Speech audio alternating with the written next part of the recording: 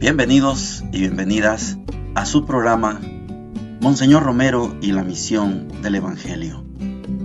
Un programa que lleva dos objetivos: conocer a Monseñor Romero y estudiar la Sagrada Escritura con un juicio crítico desde la teología de la liberación. Cada día tendremos un encuentro con Monseñor Romero y con el Dios de Jesús.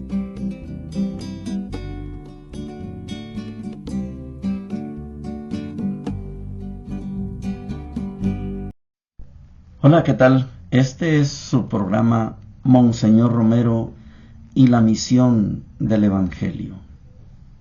Estamos en el 11 de diciembre, en el diario de Monseñor Romero, y creo que pocas veces vemos a Monseñor acorralado. Vamos a imaginarnos un descontento en algunos sectores. Póngale, por ejemplo, en la comunidad Sacamil, que describimos ayer. Hoy precisamente tocan ese tema. También en el Consejo o Comité de Pastoral hay problemas. Hay reclamos contra Monseñor Romero. Monseñor tiene que hacer una alusión a su autoridad. O sea, la comisión de pastoral estuvo muy animada, pero Monseñor escucha que hay una pésima interpretación del trabajo suyo, el trabajo de Monseñor.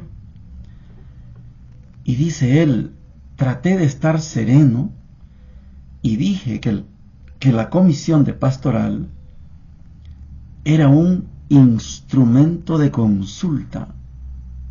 O sea, el consejo de pastoral no le puede decir a Monseñor lo que él tiene que hacer. No. Monseñor tiene ese consejo de pastoral como consultivo. Yo creo que usted puede distinguir las dos palabras. Hay consejos, hay grupos, comisiones que son consultivas, solo se les consulta. Hay consejos, comisiones que son deliberativos. Estos deciden. Entonces, cuando usted encuentra un grupo que no decide, sino solamente opina, es consultado, entonces la autoridad la tiene Monseñor Romero en este caso. Por eso le reclaman de poco diálogo. Pero ¿cómo reclaman poco diálogo los que no vinieron? Al no venir, son ellos los que no quieren diálogo. Monseñor tiene que sacar su autoridad. A un diálogo, dice Monseñor, no se viene a defender posiciones ni a expresar resentimientos, sino a buscar la verdad y a compartir el amor y la unidad de nuestra Iglesia. Saca, Monseñor, la autoridad. Hay una reunión con la curia, hay una petición de Monseñor. Monseñor está haciendo su propio diario, es este que estamos comentando, y les pide a los de la curia: hagan ustedes también un diario de las acciones que hacen como curia, para que se vayan dando cuenta todo lo que han venido haciendo y hacia dónde van. Hagan también ustedes su diario.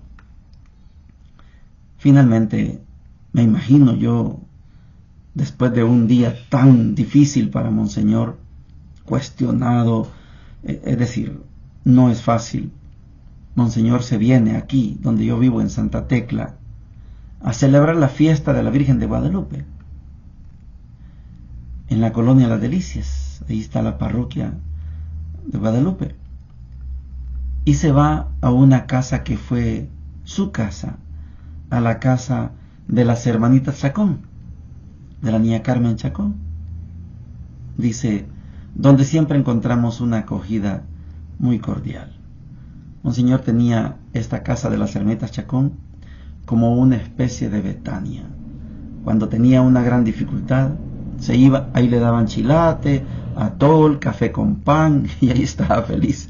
Monseñor, qué bonita terapia, después de un día tan acosador, irme donde las señoritas Chacón, a tomarme una taza de café, a tirarme en una hamaca, a dejar que todo caiga por su peso. Oigamos a Monseñor. Martes 11 de diciembre. La comunidad de Sacamil, según había quedado invitada por mí la tarde anterior, vino a entrevistarse con los responsables del periódico Orientación y de la radio YSAX. No pude asistir personalmente, pero encomendé al vicario general, padre Cortés, quien coordinó una entrevista y la llevó por caminos muy tranquilos a una reflexión que dejó abierto el diálogo para que nuestros medios de comunicación respondan a las inquietudes de toda nuestra iglesia. No pude asistir personalmente porque había al mismo tiempo la reunión de la comisión de pastoral, que estuvo muy animada. Una carta del grupo de sacerdotes que había publicado un manifiesto expresó que no podía asistir a esta junta porque no había ambiente de diálogo, que la iglesia volvía a sentirse maestra, que estaban descontentos con ciertas publicaciones, que la junta anterior había terminado muy mal, sobre todo por la pésima interpretación del arzobispo, y que por eso sugerían otros puntos a tratar y no el punto para el cual se había invitado a continuar la reflexión anterior. Por mi parte, traté de estar sereno y dije que la comisión de pastoral era un instrumento de consulta del obispo, el cual señalaba los temas según la consulta que él quiere hacer, diciendo que la consulta ya se había preparado y señalado en la agenda, que se realizara como estaba preparada, y que los que no habían querido venir, con eso estaban manifestando su poca capacidad de diálogo, y que se les invitaba a expresar con serenidad, en diálogo con el obispo o con las organizaciones que el episcopado tiene para el diálogo, sus propios pareceres y confrontarlos y corregir o afianzar los modos de pensar. A un diálogo no se va a defender posiciones ni a expresar resentimientos, sino a buscar la verdad y a compartir el amor y la unidad de nuestra iglesia. Por la tarde tuvimos una reunión con el personal de la curia, el vicario general, padre Cortés, el canciller, padre Brito, el vicecanciller, padre Rafael Urrutia, y la secretaria, hermana Nicolasa, y el administrador, ingeniero Galván. Tratamos principalmente de cómo llevar con más eficacia el diario de la curia, ya que de mi parte voy llevando este diario en cassette para que lo pasen en limpio, pero resulta solo la actitud y la actividad del propio obispo, y yo quisiera que fuera llevándose un diario de toda la curia y de toda la vida de la arquidiócesis. Esta es la historia que mucho interesará, sobre todo en unos días tan densos como nos toca vivir. Se comprometió el padre Rafael a recoger el trabajo de todas las dependencias de la curia y a elaborar, junto con estos apuntes personales míos, el diario que estamos deseando, y estudiar luego cómo recuperar todo el tiempo que ha transcurrido en aquellos detalles que no se hayan podido tomar para un diario. Por la noche fui a celebrar la misa en honor de la Virgen de Guadalupe a la colonia Las Delicias de Santa Tecla. Con el padre Javier fuimos luego a la casa de la niña Carmen Chacón, donde siempre encontramos una acogida muy cordial. Llegamos a la sección de la palabra de Dios. Seguimos avanzando con el Evangelio de Lucas. Yo les había dicho que Lucas se porta muy radical, y creo que en el afán de entender el Evangelio de Lucas como un evangelio que le interesa la construcción de una comunidad, hoy vamos a tener parte de esos elementos. Estamos avanzando también en la primera carta a los Corintios. Ahora llegamos al capítulo 11. Estamos en los versículos del 17 al 26 y el versículo 33. Y dice lo siguiente: hermanos, al prescribirles esto, no puedo alabarlos porque sus reuniones causen más daño que provecho. En primer lugar, he oído que cuando se reúne su asamblea, hay divisiones entre ustedes, y en parte lo creo. Realmente tiene que haber escisiones entre ustedes para que se vea quiénes resisten a la prueba. Así, cuando se reúnen en comunidad, eso no es comer la cena del Señor, pues cada uno se adelanta a comer su propia cena, y mientras uno pasa hambre, el otro está borracho. ¿No tienen casas donde comer y beber? ¿O tienen en tan poco a la iglesia de Dios que humillan a los que no tienen? ¿Qué quieren que les diga? ¿Que los alabe? En esto no los alabo, porque yo he recibido una tradición que procede del Señor y que a mi vez les he transmitido, que el Señor Jesús, en la noche en que iba a ser entregado, tomó pan y, pronunciando la acción de gracias, lo partió y dijo: esto es mi cuerpo que se entrega por ustedes. Hagan esto en memoria mía. Lo mismo hizo con el cáliz, después de cenar, diciendo: este cáliz es la nueva alianza en mi sangre. Hagan esto cada vez que lo beban en memoria mía. Por eso, cada vez que comen de este pan y beben el cáliz, proclaman la muerte del Señor hasta que vuelva. Por ello, hermanos míos, cuando los reúnen para comer, espérense unos a otros. Palabra de Dios. Te alabamos, Señor. Este trocito de la primera carta a los Corintios, capítulo 11, trozo pequeñito, huele a evangelio, huele a la carta de Santiago. Es fuerte San Pablo. ¿Quieren que los alabe? ¿Cómo son las reuniones de ustedes? Hoy podríamos decir, bueno, ¿cómo son los cultos de ustedes? ¿Cómo son las misas de ustedes? Las misas, los cultos, las reuniones, los retiros, ¿nos tratan a todos por igual? ¿O unos no tienen para comer y otros se emborrachan? ¿Cómo son las reuniones de ustedes? ¿Cómo son las reuniones de nosotros?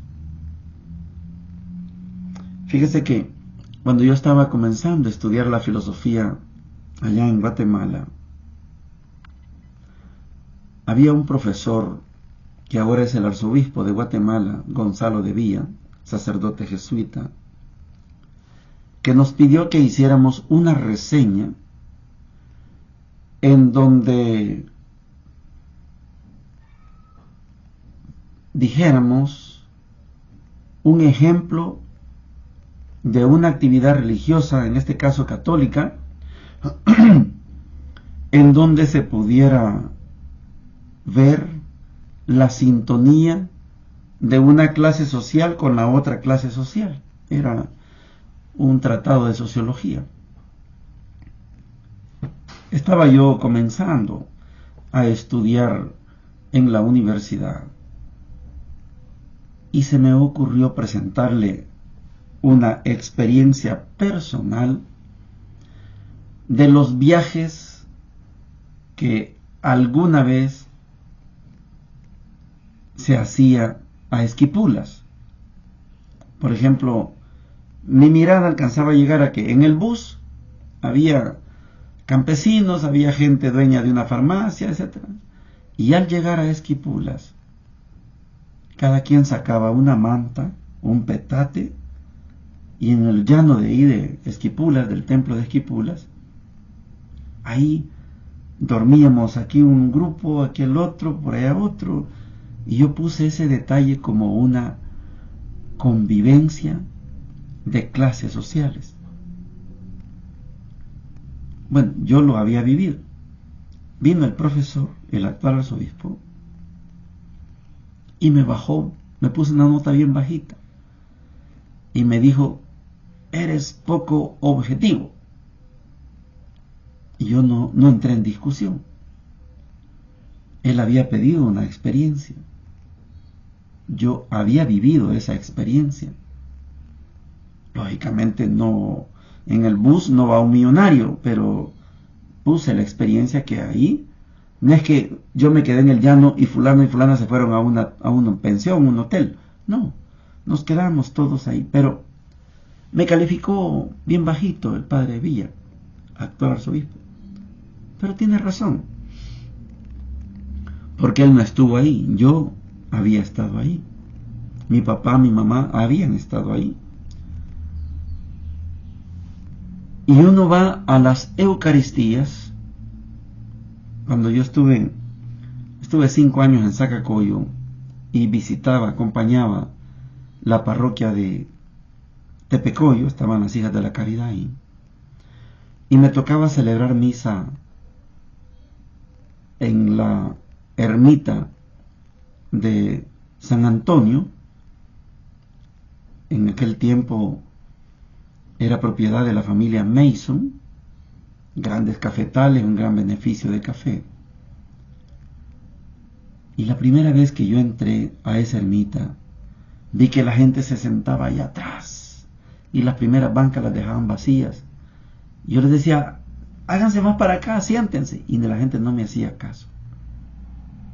Háganse, por aquí podemos sentarnos, vengan, niña. Y nadie me hacía caso. Yo no me había dado cuenta que las bancas de las primeras filas tenían nombre. Y yo después digo, ahí dice fulana Laurita, ahí dice, no sé, todos los nombres, imagínese usted. Bueno, yo celebré la misa y al final les dije: el otro mes, cuando venga, si ustedes están de acuerdo, vamos a celebrar en el patio. Sí, dijo todo el mundo. Nunca más celebré en esa ermita con bancas marcadas. La Eucaristía no es para eso. No es para bancas marcadas. Cuando llegué a Panamá, yo vi bancas marcadas. Llevaba la experiencia de aquí. Y yo dije: bancas marcadas. Entonces, cuando el sacristán moviendo todo, la banca que decía no sé qué aquí en este lugar, la metí por ahí en el centro. Y, o sea, cuando llegaba la señora podía sentarse en su banca, pero no en la primera fila. Poco a poco, esa práctica ahí en Santiago Veraguas se eliminó. No hay bancas marcadas. Yo estuve 3 años nada más ahí en Santiago y otro tiempo en Santa Fe. Pero las bancas marcadas quedaron eliminadas. ¿Qué es lo que busca San Pablo? Primero, que la celebración no ocupa el centro la persona que tiene más, para que desprecie al que tiene menos. No, en una ceremonia, en una reunión, en un culto, en una misa, el centro es Jesús, no la banca marcada. No la familia fulana de tal. No. El centro es Jesús. Y No va a dar más tiempo porque este trozo de 1 Corintios 11 es demasiado profundo. ¿Se imagina la autoridad que tiene Pablo cuando les dice, ¿qué quieren que les diga? Que los alabe. En esto no los alabo, porque yo he recibido una tradición que procede del Señor y que a mi vez les he transmitido. Y narra San Pablo el rito de la fracción del pan, que el Señor Jesús en la noche en que iba a ser entregado tomó pan. Es una tradición. No les está contando, es que Jesús hizo, no, es una tradición. Digámoslo de otra manera, ya se hace lo mismo que hizo Jesús. Y nosotros, en la Iglesia Católica, esto que San Pablo dice aquí, está aprendido de aquí lo sacamos. Usted puede recordar, si es católico, cuando el sacerdote, vamos a simular, toma la hostia y dice, tomó el pan y dándoselo a sus discípulos dijo, tomen y coman todos de él, porque esto es mi cuerpo, que será entregado por ustedes para el perdón de los pecados. Y después agarra, no tengo nada para, un cáliz lleno, lleva vino y con un poco de agua. Del mismo modo, acabada la cena, tomó el cáliz y dándote gracias de nuevo lo pasó a sus discípulos, tomen y beban todos de él. Nosotros, esto que dice San Pablo, es la frase, la fórmula consecratoria se llama. En el momento que está consagrándose el pan, ese pan, esa hostia, que se convierte en el cuerpo de Cristo, y ese vino que se convierte en la sangre de Cristo. Las reuniones nuestras son para que el centro lo ocupe Jesús, no la banca marcada, ni la familia de tal, ni el presidente tal, ni el alcalde tal. No. A mí no me gusta, pero igual no soy autoridad de la iglesia para esto, pero cuando le reservan a la Asamblea Legislativa, a la Corte Suprema de Justicia, al presidente de la República y le dan los primeros puestos, yo en mi estilo, yo repicaría la campana y a la hora en punto el que va llegando agarra la banca que quiera, siéntese donde quiera, y si el presidente llegó de último, que se vaya a sentar a la última fila. Bueno, esa es mi manera de ser. Pero las bancas marcadas no, porque no son ustedes los que ocupan el centro de la celebración. El centro de la celebración es Cristo. Cristo debe ocupar el centro de todo. La preponderancia debe ser Cristo. Yo veo algunas iglesias y voy a criticar un poco, pero me pongo a contemplar las imágenes, el sagrario. Por ejemplo, estos días estuve en Ataco. Entré, estaban haciendo limpieza y están remodelando porque han remozado prácticamente todo el centro histórico y siguen trabajando. Pero entré al templo y había muchachos trabajando ahí con pulidoras y arreglando, haciendo más bonita quizás algunas áreas del templo. Entré y busqué la lucita, porque donde hay una lucita titilante es que ahí está el Santísimo. Busqué, entonces me senté porque no vi la lucita titilante, no la vi, busqué por todos lados, después fui a ver y no, allá es un jardín, y aquí no, ahí está la sacristía, no, allá el Santísimo. Y yo, donde encuentro Santísimo, me hinco, me pongo de rodillas, porque Él ocupa el centro de todo. Pero no la vi. Bueno, después platicando con la gente le dije, fíjese que no vi el Santísimo. Sí, me dijo, es cierto. Y estaba la imagen de María, la María Niña, ¿verdad? Porque el 8 de este mes se celebra el día en que nace la Virgen María. Bueno, y hay farolitos. Habían puesto la imagen de la Virgen chiquita niña y no estaba el sagrario. Entonces me dijo quizá el señor con el que hablé, es que quizá el sagrario por la fiesta me lo pusieron en otro lado, a lo mejor en la sacristía. ¿Se dan cuenta? El centro se lo dieron a la imagen de Santa María chiquita, la niña. Y quitaron el Santísimo. El Santísimo es el centro. ¿Dónde está el centro? Allá, en una sacristía, a saber dónde. No puede ser. En nuestras celebraciones, el centro es Jesús. No el que tiene más, que desprecia al que no tiene. No, eso no. Ellos son iguales. Siéntense donde quieran. No marquen las bancas. De esto se trata. No puedo terminar. El contenido es bastante. Vamos a Lucas, capítulo 7. Ya llegamos al capítulo 7 de Lucas. Versículos del 1 al 10. Y dice lo siguiente. Cuando Jesús terminó de decir todas estas cosas al pueblo, entró en Cafarnaúm. Había allí un centurión que tenía un sirviente enfermo a punto de morir, al que estimaba mucho. Como había oído hablar de Jesús, envió a unos ancianos judíos para rogarle que viniera a curar a su servidor. Cuando estuvieron cerca de Jesús, le suplicaron con insistencia, diciéndole: Él merece que le hagas este favor, porque ama a nuestra nación y nos ha construido la sinagoga. Jesús fue con ellos, y cuando ya estaba cerca de la casa, el centurión le mandó a decir por unos amigos: Señor, no te molestes, porque no soy digno de que entres en mi casa. Por eso no me consideré digno de ir a verte personalmente. Basta que digas una palabra y mi sirviente sanará, porque yo, que no soy más que un oficial subalterno, pero tengo soldados a mis órdenes, cuando digo a uno ve, él va, y a otro ven, él viene. Y cuando digo a mi sirviente tienes que hacer esto, él lo hace. Al oír estas palabras, Jesús se admiró de él y volviéndose a la multitud que lo seguía, dijo: Yo les aseguro que ni siquiera en Israel he encontrado tanta fe.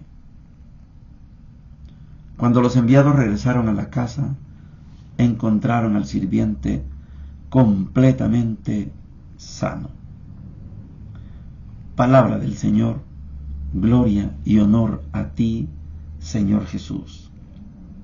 A ver, es Lucas capítulo 7, está en Cafarnaúm. Hay un centurión, o sea, un soldado que tiene 100 soldados a sus órdenes. Un centurión.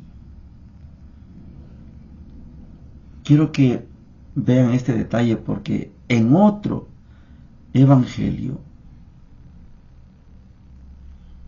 el centurión se encuentra personalmente con Jesús. Aquí no. En otro evangelio, Jesús dice: voy enseguida. Y el centurión le dice: no soy digno de que entres en mi casa. Y le dice lo que está descrito aquí. Yo quiero que estudiemos a Lucas, porque Lucas es el evangelio de la comunidad. Fijémonos en el detalle. El centurión no fue en persona, sino que envió a unos ancianos. El anciano en el Nuevo Testamento es el encargado de la comunidad. Envió a unos ancianos judíos para rogarle que viniera a curar a su servidor. Y cuando estuvieron cerca de Jesús, mire lo que sucede. Los ancianos le suplicaron con insistencia: Él merece que le hagas este favor, porque ama a nuestra nación y nos ha construido la sinagoga. Hay un poder de la comunidad. Esto es Lucas. Aquí no hay un contacto directo de Jesús con el centurión como en otros evangelios, Mateo y Marcos. No. Aquí solamente hay una intercesión de unos ancianos que hablan en nombre de la comunidad. Jesús está en Cafarnaúm, no está en Nazaret. En Nazaret no lo quisieron. No está en Jerusalén. En Jerusalén le van a gritar, bendito el que viene en nombre del Señor, y después lo van a crucificar.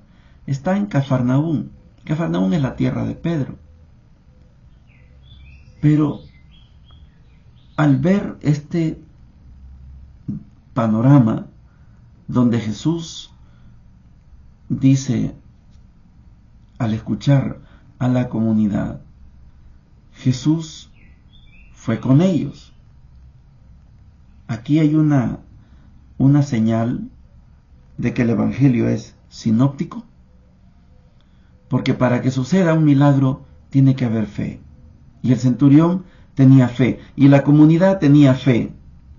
Está todo listo para hacer el milagro. Voy para allá. No soy digno de que vengas. Di una palabra. Jesús da la palabra, felicita al centurión, y el milagro sucede.